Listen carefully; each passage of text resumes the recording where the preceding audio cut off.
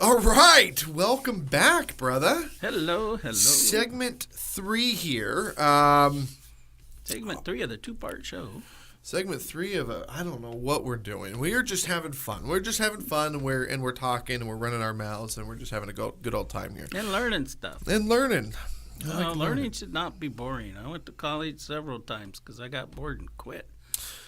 That's why I quit med school. That, and you really can't learn any math or science through one bloodshot eye at 7:30 in the frickin' morning.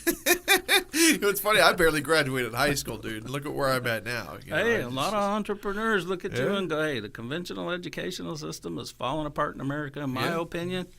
Doesn't serve us well. It really doesn't. School of Hard Knocks is the best school to go to. All right, so what does it mean to have an investor's mindset?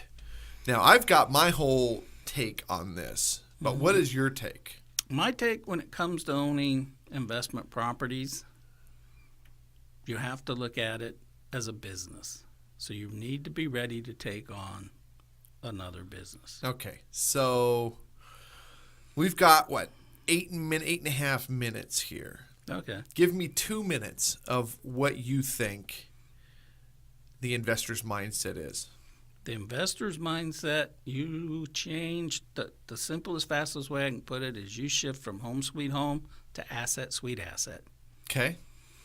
You're more interested in profit and loss and financial statements than you are what color the house is, who rented it, why are they here, what the neighbors think. It's a business. Okay. If you're an employee, and most of you are, and that's cool, you're making a transition to not be. But you walk into work and you look at the boss, and the boss is not so much concerned about what everybody's doing, as long as they're doing something that generates money. Correct. Period. Okay. So you look at the house is it making me money? And then how many ways is it making you money? How I see the investor mindset is the shift from changing your perspective of working for money to money working for you. Mailbox money. Mailbox money, which is what I am all about. Mailbox money. So let's talk. This is where I can come in. This is where my expertise comes in. In this 12-part series of 48 segments, I think this is going to be my claim to fame right here in this 48 segments. So here's 6 minutes of wisdom. Yeah, exactly. Yeah, get your paper and pen out, guys. All right, so we've got assets and we've got liabilities, right? An asset is simply something that puts money into your pocket month over month over month over month without you having to work for it. And liability is simply something that takes money out of your pocket regardless of what it is. Wives, girlfriends, kids. Yeah, exactly. Homes, cars. Gas company, yeah. Everything. Now, the home that you live in is not an asset. No. The house that you rent out hopefully is an asset. Hopefully they're paying you more than your mortgage payment. If your mortgage payment is $2,100, you're only able to get $1,500 a month in rent. It's still a liability. Okay. It's a liability that somebody else is helping you pay.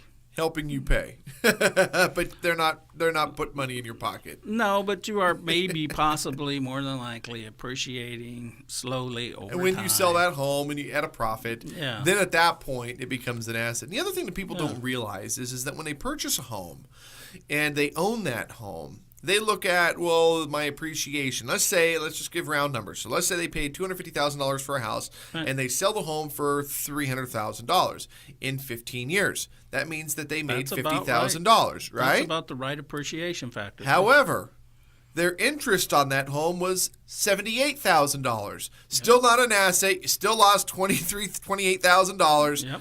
Bottom line is you lost money. People do not look at things that way.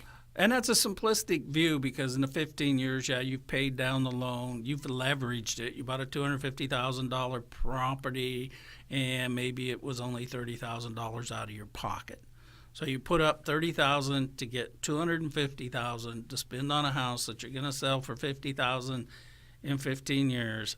And when you do the math, I got a lump sum less what I owed the bank. Correct. So, I kind of got a lump sum and it creates the delusion of you made money. But did you make money? No, you just kind of You moved your money. You shifted moved your money money. and you shifted money around and ended up. And you got free rent for a while.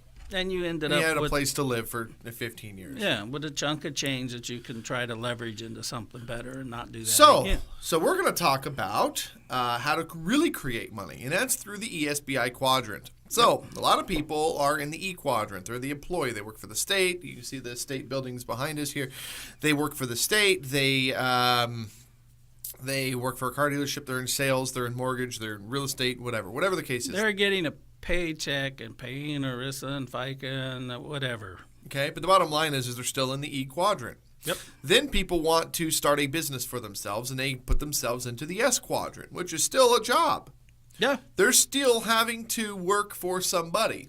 Just because you are in charge of your own thing now and you're not W-2'd, you're 1099ing, does not mean that you're a business owner. That means that you own your job. Okay? Your job actually owns you, and now you're in a 58% tax bracket if you're in California. So now, how do you create money? And that's where the investor quadrant comes in, and that's where the asset and liability columns come in. Whereas you start creating revenue by creating 2-to-1, in my opinion, this is how I do it, is a 2-to-1 ratio on everything. So this show, we create the show. Brad comes to me, and Brad says, hey, what's it going to cost for me to do the show? And I say, okay, it's going to cost this amount of money, which to me is a 2-to-1 ratio. It costs me this much. I'm going to double that. That's what I'm going to charge him. Then with the system, I'm going to guarantee a 2-to-1 ratio on his money. And then from that, we're going to take this show and we're going to leverage this show on the radio all over the country. We take the original 12 episodes, we air them across the country. We have sponsors coming in on their 2-to-1 ratio. And at the end, we're 2-to-1ing everything that we do. Everybody wins. Nobody ever spent a penny. And at the bottom line is we created money. Yeah.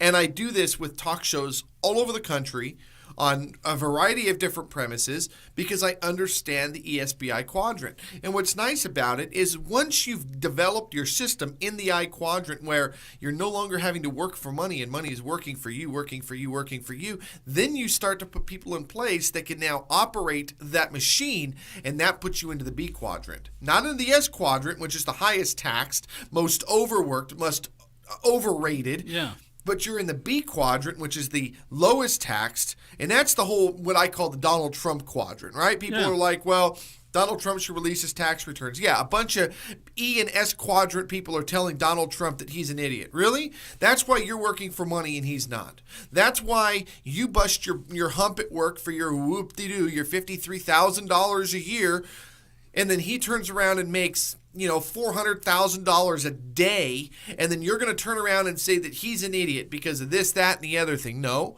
you're an idiot. The bottom line is you're an idiot because you cannot identify the difference between the haves and the have-nots. Everybody in this world is all between you're either the king, the royal, and have-nots. Yeah, everybody is a king, a royal, or servant, right? Yeah. I'm the king.